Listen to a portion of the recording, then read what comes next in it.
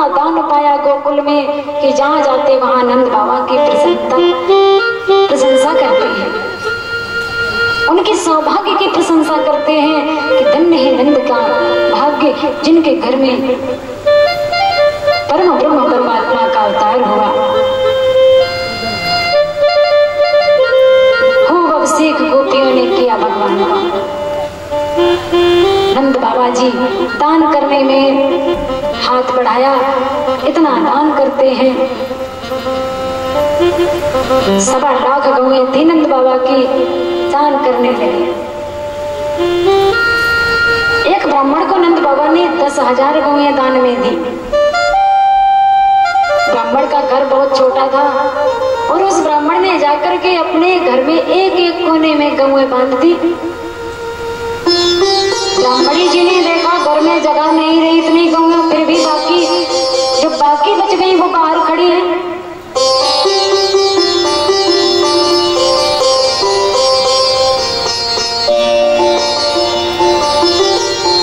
ब्राह्मणी ने कहा, महाराज एक बात बताओ, ये प्रतिदिन आप इतनी गौएं लाते हो, इतना छोटा सा घर है, कहाँ पर रखोगे? और कौन है इतना बड़ा ज्यादा नहीं जिसने तुम्हें एक साथ में इतनी गौएं दान कर दी? ब्राह्मण बोला, मां कहने लगा ब्राह्मण, तुम्हें नहीं मालूम क्या? अरे पूरे गोकुल में शोर हो रहा, तुम्हें नहीं मालूम नंद बाबा के यहाँ लाल भयो है और उन्होंने ही ये मुझे 10,000 गौएं दान किए हैं। ब्राह्मणी तो एकदम आनंद से उछल पड़ी कि मैया यशोदा के लाल भयो है। ब्राह्मण बोला, हाँ उन्होंने 10,000 गौएं हमें दान में दी है। दान करने से धन की शुद्धि होती है, भजन करने से मन की शुद्धि होती है।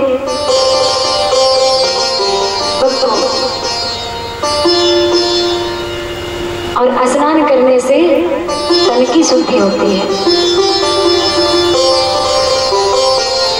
नंद बाबा दान करने लगे, इतना दान किया कि कोई भी नंद बाबा के द्वार पर जो आया वो खाली हाथों से नहीं गया।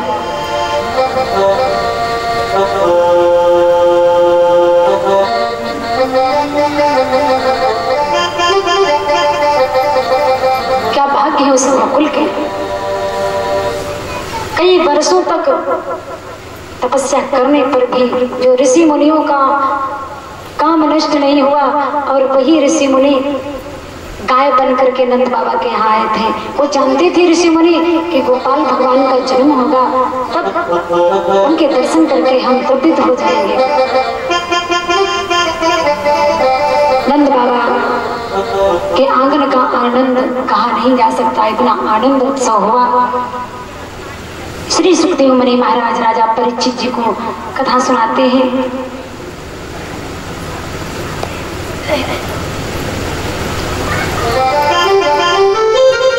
आगे की कथा को श्रवण कराते हैं। जब वसुदेव जी उस माया रूपी कन्या को लेकर जेल में पहुंचे, कंस ने अपने पहरेदारों से पहले कह रखा था कि जब देवकी की 8वीं संतान हो तो मुझे खबर कर देना। पहले वसुदेव जी का ब्रह्म संबंध हुआ, और जब ब्रह्म संबंध होता है मनुष्य का तो वो मुक्त हो जाता है बंधनों से, भौतिक बंधनों से मुक्त होता है।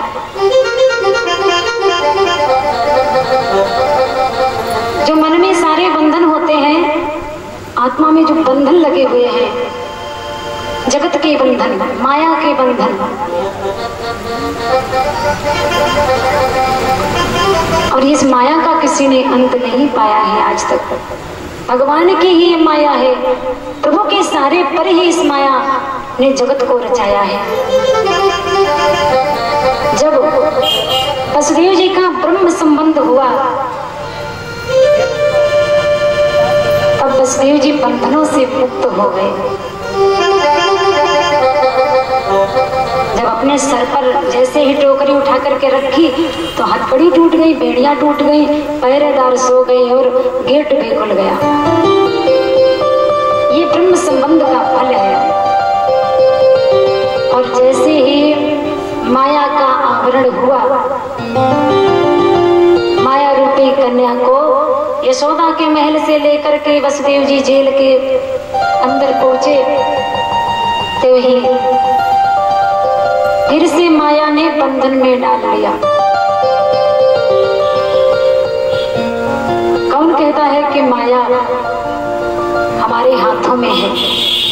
अरे माया किसी के हाथों में भला क्या रह सकती है, जिस माया ने संसार में सबको नचा करके रख दिया। वो माया किसी के बंधन में नहीं रह सकती। बड़ा सुंदर पद लिखा है कि माया महठगिने हम जानी, माया महठगिने हम जानी।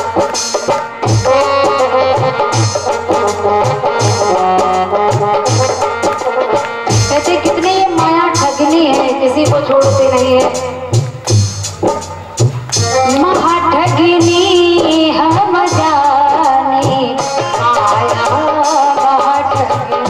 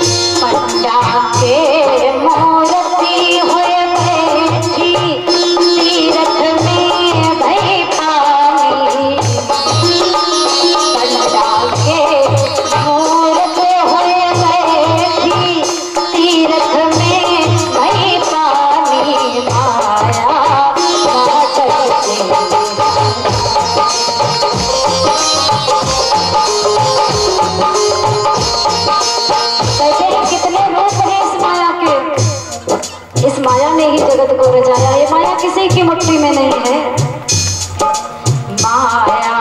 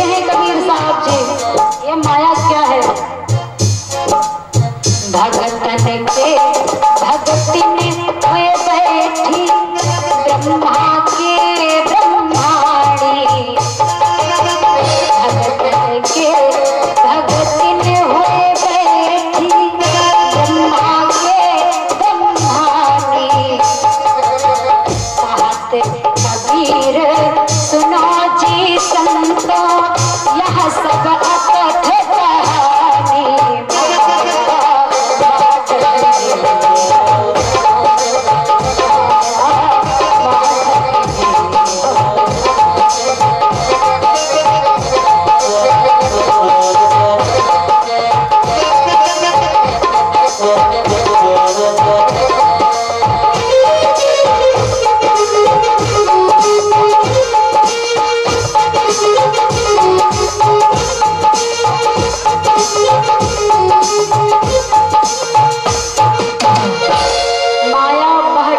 हम जाने। लोग कहते हैं माया तो हमारे हाथ में है, हम आप सोचते हैं कि माया को हम बांध रहे हैं। माया को हम नहीं बांध रहे, अरे माया तो स्वयं हमें गुलाम बना करके जिला रही है। हम आप माया के अनुगामी बने जी रहे हैं। ये क्यों भूल रहे हो कि हम माया को बांध रहे हैं।